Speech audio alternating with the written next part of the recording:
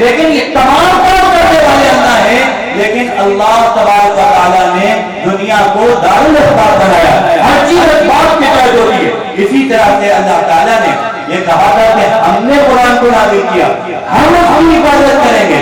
لیکن اللہ تعالیٰ نے حفاظت کی ذمہ داری جو دنیا میں دی وہ حفاظ قرآن کو دی. یہ قرآن کریم کے یہ حافظ یہ گویا کہ اللہ کے کارندے ہیں. کارندے اللہ کے کارندے ہیں, اللہ کا کام کر رہے ہیں. اللہ نے جو ذمہ داری اپنے اوپر دی تھی اس ذمہ داری میں ان حضرات کا استعمال کر رہا ہے. آپ سمجھیے یہ لوگ کتنے مطلب اللہ تعالیٰ کی نظر میں کتنے محبوب کتنے پیارے ہوں گے یہ بچے جن کو اللہ تعالیٰ اپنے کام میں استعمال کر رہا ہے. بھائی جن کو اللہ تعالیٰ اپنے کام میں استعمال کر لے یقیناً وہ لوگ بڑی عزت والے بڑے احترام والے. یہ لوگ قرآن والے ہیں. یہ جو یہاں پر قرآن کریم کو عزت کیا ہے جن بچوں نے یہ اللہ تعالیٰ کا کام کر رہے ہیں اس دنیا میں. اور پھر یہ جو اللہ تعالیٰ نے ذمہ داری لی تھی نا یہاں بھی حفاظت کریں گے قیامت تک اس طرح سے حفاظت ہوتی رہے گی. اس روئے زمین پر ایسے ایسے مواقع آئے ایسے ایسے حالات آئے بعض ممالک میں کہ عربی زبان پر پابندی لگا دی گئی. عربی زبان پر پابندی لگا دی گئی.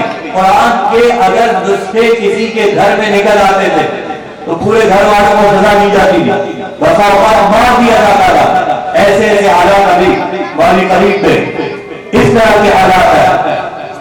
لیکن جب وہاں سے ان لوگوں کی حکومت کا خاتمہ ہوا اور ان ممالک میں جمہوریت قائم ہوئی اور دوسرے ممالک کے لوگوں نے ان ملک کا روس کے ملک کا جب سفر کیا تو حیرت یہ ہوئی کہ اس وقت بھی وہاں پر قرآن کریم کے حافظ تھے.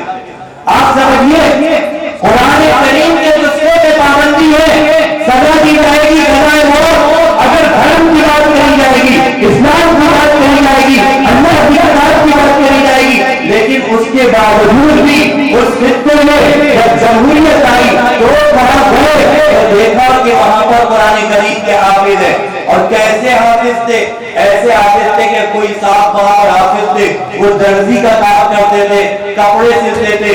ماؤں نے اپنے بچوں کو وہاں کپڑے سیکھنے کے لیے بھیجا کہ تم درزی کا کام سیکھ لو, کپڑے سلنا سیکھ لو. وہاں بچے جاتے تھے اور کپڑے سلنا بہانا تھا, اصل میں وہاں قرآن کریم سیکھتے تھے. اور اس طریقے سے پورے قرآن کے حافظ ہو گئے. حیرت یہ ہوتی تھی جب ان کے سامنے قرآن کیا جاتا کہ یہاں سے پڑھو تو ان سے پڑھا نہیں جاتا. کیوں؟ کیونکہ انہوں نے قرآن کو دیکھا ہی نہیں تھا. بھائی قرآن کو دیکھا نہیں تھا ان نظرات سے, ان سے دیکھ کر قرآن کریم نہیں پڑھا جا رہا. لیکن جب کہا جاتا کہ فلاں سورت پڑھو, فلاں پارہ پڑھو, آیت پڑھی جاتی یہاں سے پڑھو, تو وہ فوراً پڑھنا شروع کر دیتے. تو یہ اللہ تعالیٰ نے ذمہ داری لی ہے. اللہ تعالیٰ ہر زمانے میں ذمہ داری لی ہے تو ہر زمانے میں کام ہوتا رہے گا. ہر زمانے میں قرآن کی حفاظت کا کام ہوتا رہے گا. اور قرآن کی حفاظت کا جو کام ہوگا وہ انہی حکام کے ذریعے ہوگا, وہ حکام جو آپ کے اس ادارے میں کر رہے ہیں. تو یہ بہت بڑا کام کر رہے ہیں. آپ تصور نہیں کر سکتے ان کی حرکتوں کا, ان کا کیا مقام ہے اللہ تعالیٰ کا. ہمیں یہ سمجھنا چاہیے اپنی ذمہ داری کو محسوس کریں, ہم اپنی ذمہ داری کو محسوس کریں کہ یہ بچے تو اپنا کام کر رہے ہیں, ہم کتنا اپنا کام کر رہے ہیں. ہمیں اپنی ذمہ داری محسوس کرنی چاہیے کہ یہ بچے بیچارے قرآن کریم یاد کر رہے ہیں, محنت کر رہے ہیں, ہمارا ان کے ساتھ کیا معاملہ ہے. دیکھیے ہم دیکھتے ہیں ایک لکڑی ہے, اس لکڑی کے اوپر کوئی چل رہا ہے, اس لکڑی کے اوپر کوئی ٹھوک دیتا ہے جب وہاں پر باڈی کے اوپر کام ہو رہا ہوتا ہے, اس لکڑی کی کوئی اثر نہیں ہوتی ہے.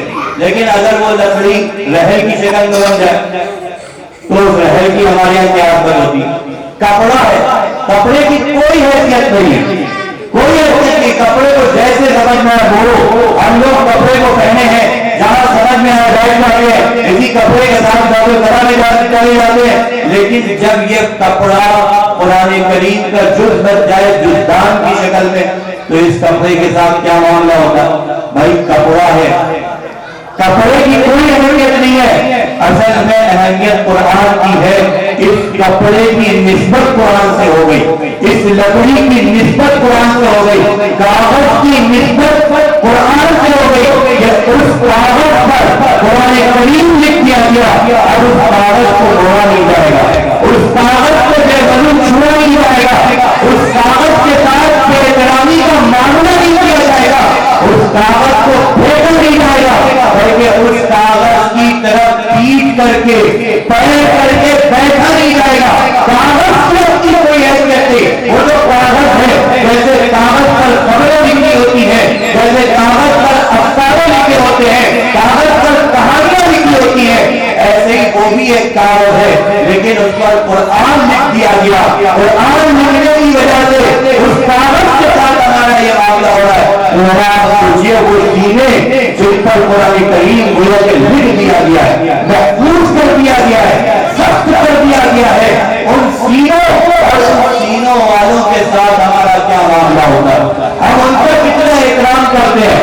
یقین جانیے اگر ہم نے آخر قرآن کی توہین کری تو گویا کہ ہم قرآن کریم کی توہین کے مرتکب ہوں گے۔